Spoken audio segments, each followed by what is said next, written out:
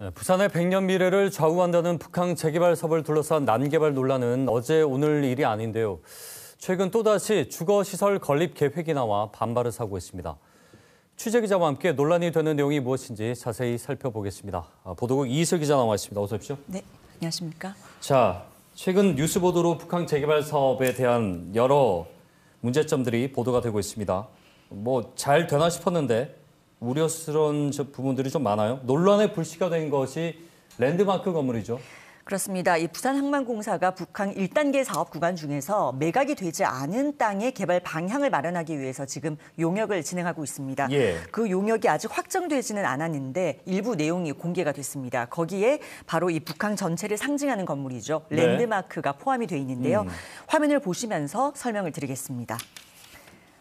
북한 재개발 사업 지역의 한가운데에 둥근 원 모양의 땅이 자리 잡고 있죠. 여기가 바로 랜드마크 건물이 들어설 곳입니다. 물론 구상 아니긴 한데요.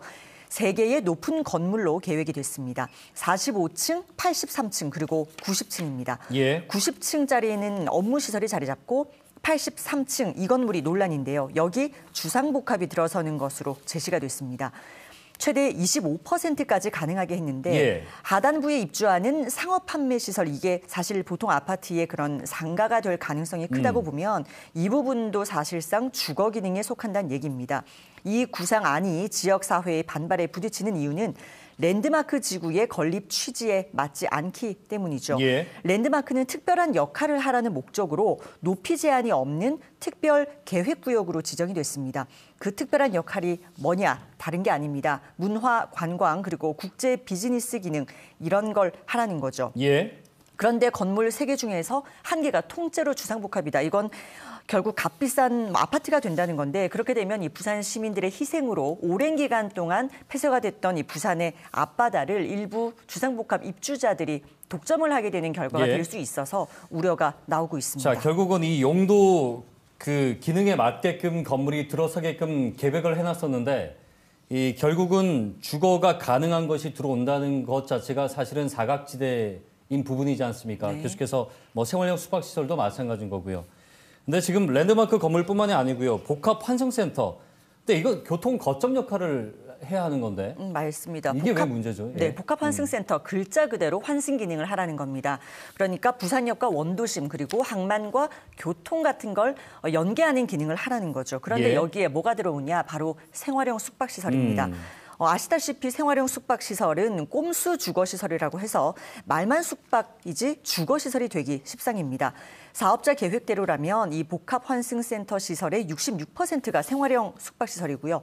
나머지가 판매시설인데 여기도 마찬가지로 아마 숙박시설의 하부 상가 개념이 될 겁니다. 네. 그러니까 환승 역할을 하라고 만들어둔 곳에 숙박시설을 넣는 것도 사실 맞지가 않는데 심지어 만약 이게 편법으로 주거시설로 이용이 된다? 이러면 아예 북한지구 태반이 그냥 고급 아파트 단지로 전락하는 거죠.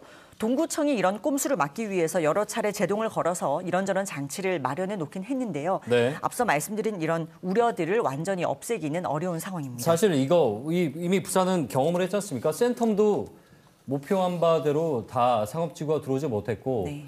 꼼수를 쓴 그 사각지대를 이용한 주거시설들이 들어왔고요. 그 상업지역인가요? 거기도 대부분 주거시설이 건립된다고 해서 논란이 되고 있지 않습니까? 근본적으로 좀 막을 수 있는 방법이 없을까요? 네, 보신 것처럼 지금 논란이 되는 건 대부분 주거시설입니다. 예. 꼼수 주거시설 같은 건데 그러니까 업무 기능을 하라고 만들어둔 곳에 생활형 숙박시설이 들어서고 환승센터에도 생활형 숙박시설이 들어오고 또 랜드마크에는 지금 주상복합 가능성까지 있다는 거 아니겠습니까? 네네.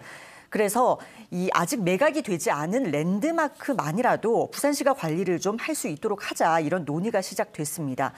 부산 항만공사가 소유하고 있는 이 랜드마크 땅을 부산시가 사서 공공 목적으로 개발을 할 수 있도록 장기 임대를 주는 방법을 전문가들이 적극적으로 검토를 하기 시작했는데요. 예. 이걸 위해서는 특별법을 만드는 게 관건입니다.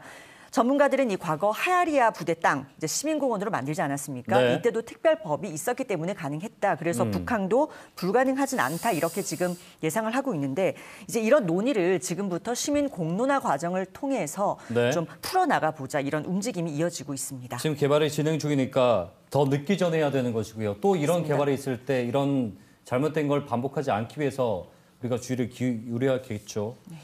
알겠습니다.